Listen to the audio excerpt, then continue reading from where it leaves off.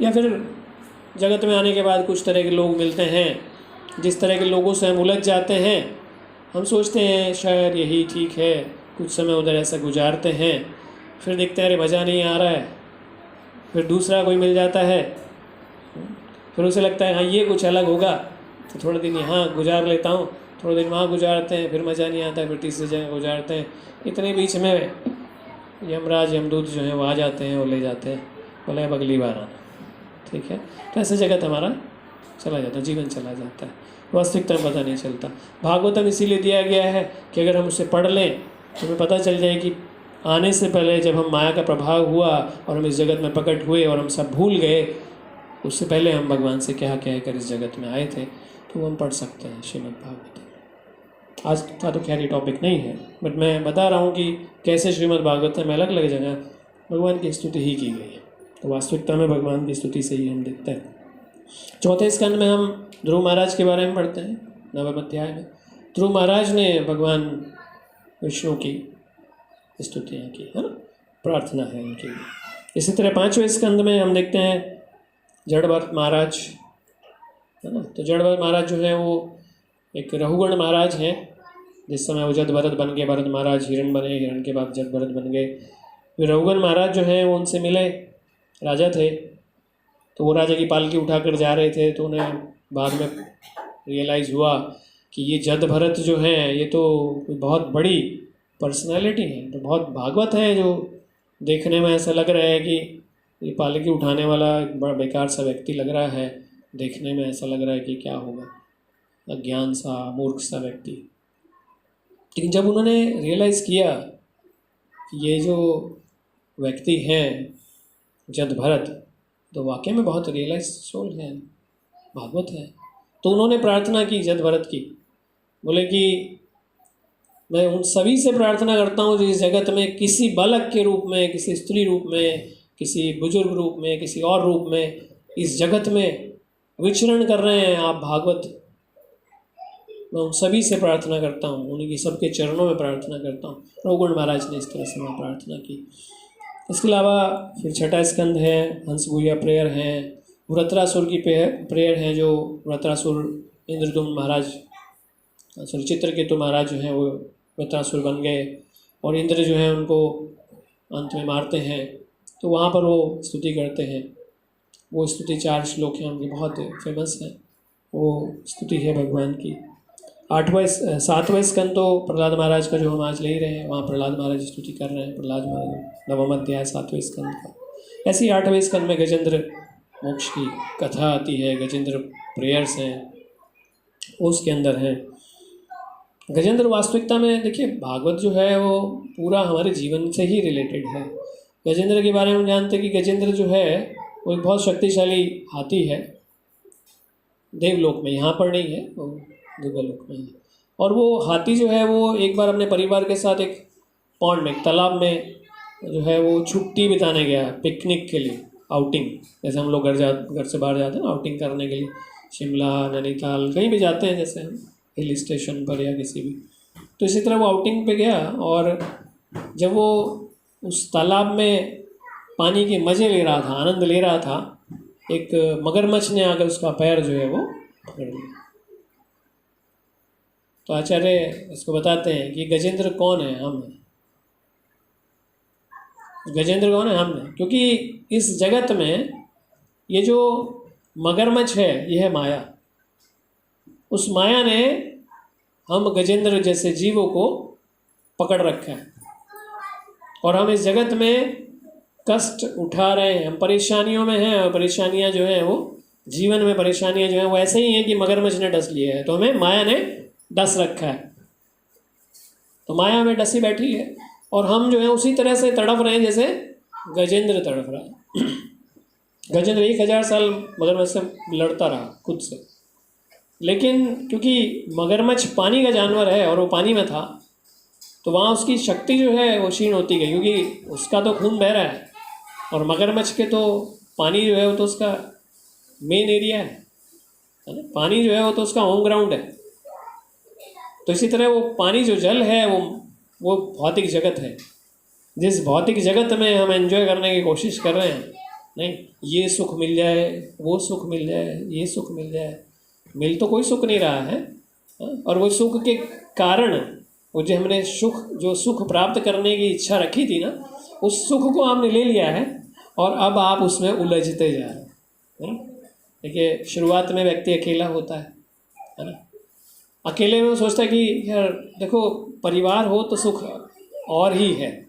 दूसरों को देख लेता है, भाई परिवार हो तो सुख और ही है, तो ये शादी वाला लड्डू जो है खा ही लेता हूँ कहते ना, तो वो खा लेता बेचारा लड्डू। तो ये सोच कर कि इसके बाद तो जीवन बड़ा सुखमय हो जाएगा, है ना। आराम से उठूँगा, पत्नी उठाएगी, अरे जी उठो, चाय पी लो, अब क्या खाओगे, अब क्या खाओगे, अब क्या, बस राजा बन जाऊँगा, है ना। कम से कम एक व्यक्ति तो होगा जो सेवा करेगा मेरा, नहीं और तो कोई करे ना करे बढ़ेगा। तो इस तरह से इच्छा लेकर आदमी तो नहीं, और फिर शादी के बाद फिर पता चलता है कि 2-4 दिन तो अच्छा था, नहीं, उसके बाद तो सारी जिम्मेवारियाँ उठानी पड़ रही।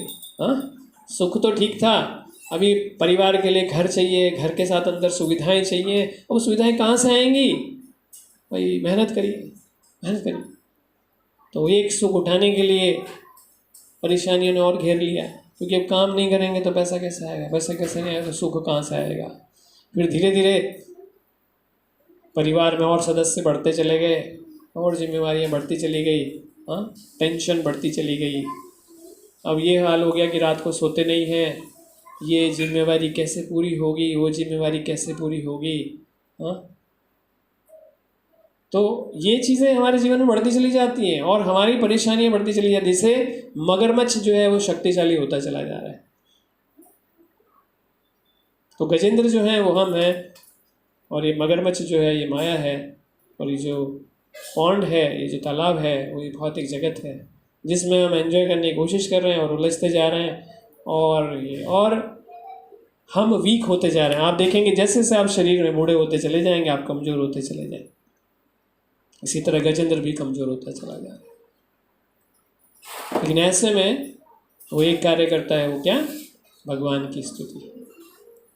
श्री जगन्नाथ बलदेव सुभद्रा की जय, श्री लक्ष्मी नरसिंह भगवान की। तो ऐसे में गजेंद्र एक अच्छा काम करता है। वो क्या करता है? भगवान की स्तुति।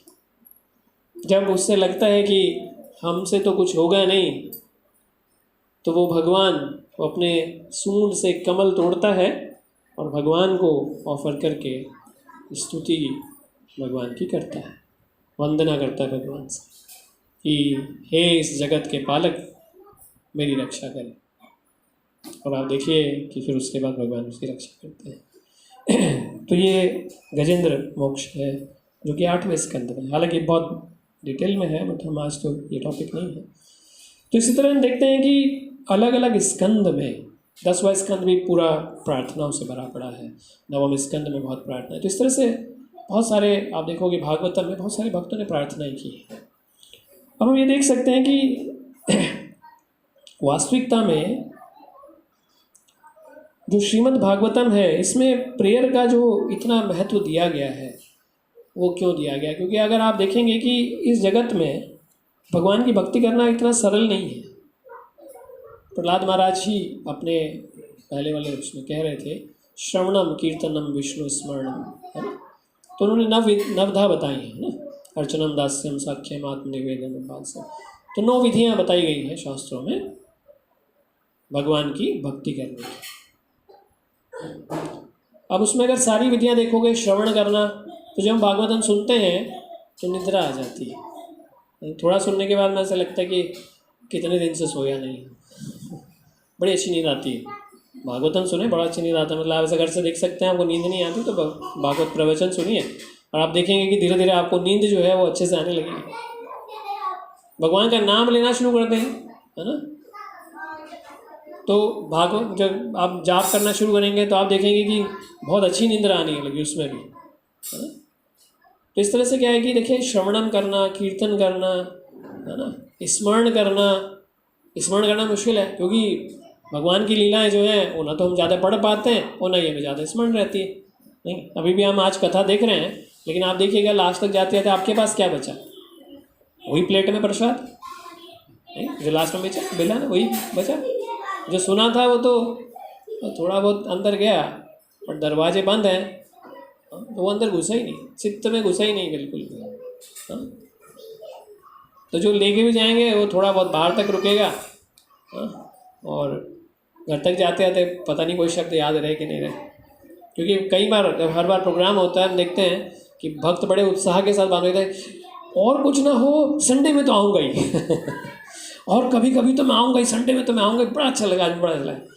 और उसके बाद फिर पता नहीं कितने संडे बीत जाते हैं।